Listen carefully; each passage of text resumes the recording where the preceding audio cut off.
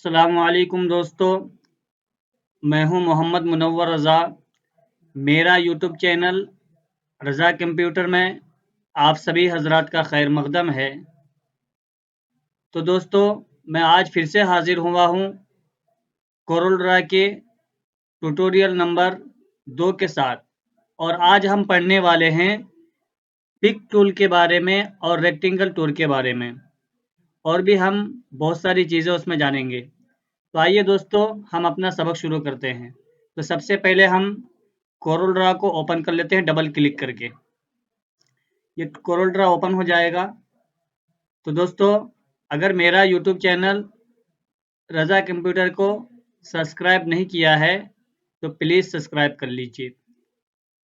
तो यहाँ पर कोरल ड्रा ओपन हो गया है। सबसे पहले हम यहाँ पे न्यू ब्लैंक डॉक्यूमेंट ले लेंगे, यानी नई फाइल ले लेंगे।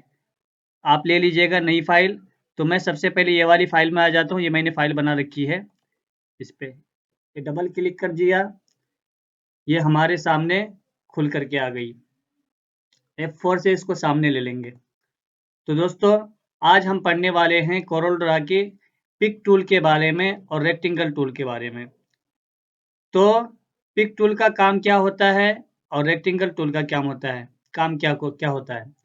तो पिक टूल का काम जो है ये होता है कि किसी चीज़ को, किसी टेक्स्ट को, किसी ऑब्जेक्ट को, किसी फोटो को हम उसको उस पर क्लिक करके कहीं लेके आ जा सकते हैं, इधर से उधर कर सकते हैं। तो आइए सबसे पहले हम जो है रेक्टेंगल पर क्लिक कर देते हैं। ये रेक्टेंगल ले लिया और उसके बाद सबसे पहले हम यहाँ पे एक नई फाइल ले लेंगे।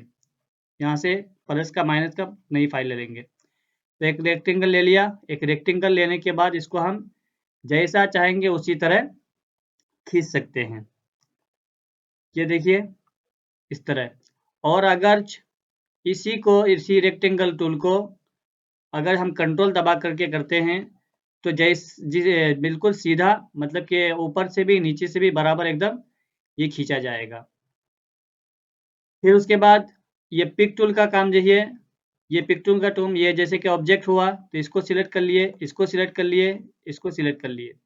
हम कोई अगर टेक्स्ट ले लेते हैं, यहाँ पे लिख देते हैं रज़ा कंप्यूटर और उसके बाद यहाँ पे पिक टूल लेंगे, ये जाकर सिलेक्ट है। इसी तरह के ये ऑब्जेक्ट हो गया हमारे पास, टेक्स्ट हो गया। कहीं पे भी हम लेके जा सकते हैं, कहीं पे भी इसको रख सकते हैं। फिर उसके बाद यहाँ पर जो है जैसे हम रेक्टेंगल पे क्लिक कर लेते हैं पिक टूल के जरिए से, तो ये हमारे सामने प्रॉपर्टी बार आ जाता है। इसके अंदर हम जो है रेक्टेंगल को साइज दे सकते हैं, कोई सा भी साइज दे सकते हैं। और उमूमन जो है खासकर जिस चीज़ को हम इश्तिहार या पोस्टर या बैनर वगैरह बना रहा रहता है तो उसको हम साइज दे देते हैं। ये साइज है। हम ये यहाँ पे क्लिक कर देते हैं पेज के ऊपर, तो यहाँ पे क्लिक कर दे साइज बन जाता है। ये प्रॉपर्टी बार कहलाता है। यहाँ से लेकर के यहाँ तक इसको प्रॉपर्टी बार कहा जाता है। देखिए ये होता है लैंडस्केप यानी कि पोर्ट्रेट यानी लंबाई, और ये होता है लैंडस्केप ये चौड़ाई में, और ये होता है लंबाई में पोर्ट्रेट कहता है।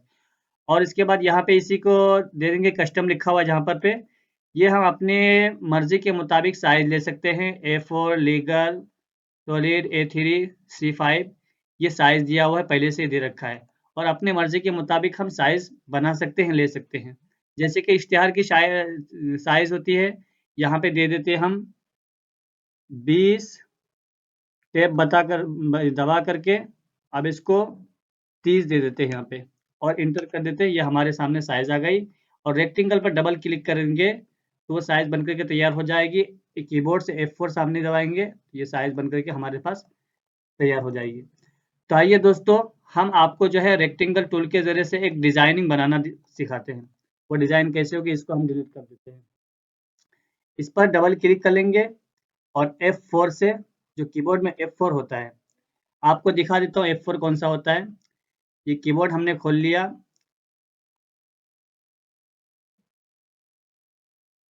देखिए ये कीबोर्ड है, ये कीबोर्ड F4 होता है। F4 से किसी ऑब्जेक्ट को जो है सामने ला सकते हैं, इससे F4 से। तो आइए यहाँ पे आ गए हम स्क्रीन पर।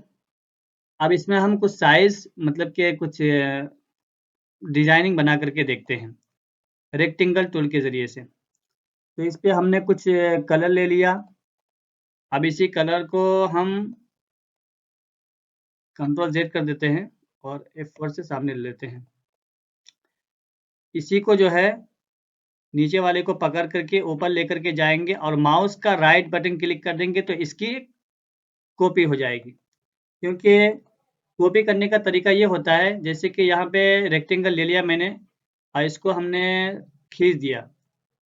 खींचने के बाद फिर उसके बाद इसी को हम शिफ्ट के साथ ऐसा खींचेंगे तो ये दोनों तरफ से बराबर होगा और इस तरह अगर ये खींचेंगे तो इस तरह दोनों तरफ से बराबर होगा। समझ गए आप? और उसके बाद इसी को हम ऐसा खींचेंगे ये बराबर होगा। इस रेक्टेंगल को जब हम कॉपी करना चाहते हैं माउस के ज़रिए तो माउस का जो राइट बटन होता है उससे हम मतलब कॉपी कर सकते हैं। राइट बटन कौन-सा होता है? आपको माउस का ये दिखा देते हैं। ये होता है माउस का राइट बटन और ये होता है लेफ्ट बटन और ये होता है स्क्रॉल यानी कि घुमाने वाला। सामने करना चाहते हो सामने आ जाएगा और इसके ज़रिए से माउस के राइट बटन के ज़रिए से किसी ऑब्जेक्ट की मतलब के रेक्टेंगल की कॉपी होती है। जैसे कि इसको हम कॉपी करना चाह रहे हैं यहाँ पे तो ये कॉपी हो गई इसकी। इसको कॉपी करना चाहते हैं ये कॉपी हो गई। तो आप समझ गए? इसको डिलीट कर देते हैं, इसको भी डिलीट कर देते हैं। आइए हम इसको डिज़ाइनिंग करना सीखते हैं। तो मैंने माउस का राइट बटन क्लिक करके इसको कॉपी कर लिया। उसके बाद हम इसको ये कलर दे देते हैं, यहाँ पे कलर पैलेट है। उसी के बाद इसको यहाँ से एक और कॉपी कर लेते हैं। कॉपी कर लिया, फिर इसके बाद इसको हम ये वाला कलर दे देते हैं। ये वाला कलर दे देते हैं। फिर इसी को हम एक और कॉपी कर लेते हैं और इसको हम व्हाइट कलर दे देते हैं। और इसको हम साइड से इसको मतलब सिलेक्ट कर लेते हैं और यहाँ पे ग्रुप का ऑप्शन है इसको ग्रुप कर लेते हैं सब सारे ऑब्जेक्ट को यानी दोनों तीनों को। ये ग्रुप हो जाएगा। कंट्रोल कीबोर्ड से कंट्रोल जी से भी ग्रुप कर सकते हैं और यहाँ से भी ग्रुप कर सकते हैं आप। और यहाँ से मेन्यू बार में जाकर के यहाँ पे भी आप ग्रुप कर सकते हैं कंट्रोल जी से। इसका शॉर्टकट जी है, कंट्रोल जी से ग्रुप कर लिया। अब इसी को हम पलट करके इधर लेकर के आ जाएँगे। शिफ्ट बटन दबा लेंगे कीबोर्ड से और इसको राइट में लेना है तो राइट में चला जाएगा। फिर उसके बाद F4 से इसको सामने ले लेते हैं। आईसी को सिलेक्ट करके फिर उसके बाद हम इसको नीचे में लेना है। कंट्रोल दबा लेंगे, नीचे ले लेंगे, शिफ्ट बटन दबा लेंगे, ये सिलेक्ट कर लेंगे, बी दबाएँगे, बॉटम में आ जाएगा ये। तो आप मेरे सामने कुछ इस तरह की आ गई। फिर उसके बाद इसी को हम भी शिफ्ट के साथ इसको इस तरह करके कॉपी कर लेंगे। फिर उसके बाद कंट्रोल Z कर देते हैं। शिफ्ट के साथ इसी को हम यहाँ से एक कॉपी कर लेंगे। फिर उसके बाद इसको थोड़ा खींच करके शिफ्ट बटन दबा करके इसकी और एक कॉपी कर लेंगे। फिर उसके बाद इसको हम कलर दे देंगे वाइट, इसको भी वाइट दे देंगे और ये इसको सिलेक्ट करके शिफ्ट पेज अप कर देना है और इसको भी शिफ्ट पेज अप कर देना है। फिर उसके बाद ये जितने भी है सबको जो है सिलेक्ट करके यहाँ से माउस का राइट बटन क्लिक करके इसकी आउटलाइन खत्म हो जाएगी। तो देखिए हमारे सामने कुछ इस तरह डिज़ाइन बनके तैयार हो गया। तो दोस्तों मेरा चैनल अगर अच्छा लगा हो वीडियो अगर अच्छा लगा हो तो प्लीज़ मेरे चैनल को सब्सक्राइब कर दीजिए और आगे शेयर कर दीजिए, बेल आइकन को दबा दीजिए। अस्सलाम वालेकुम, थैंक यू।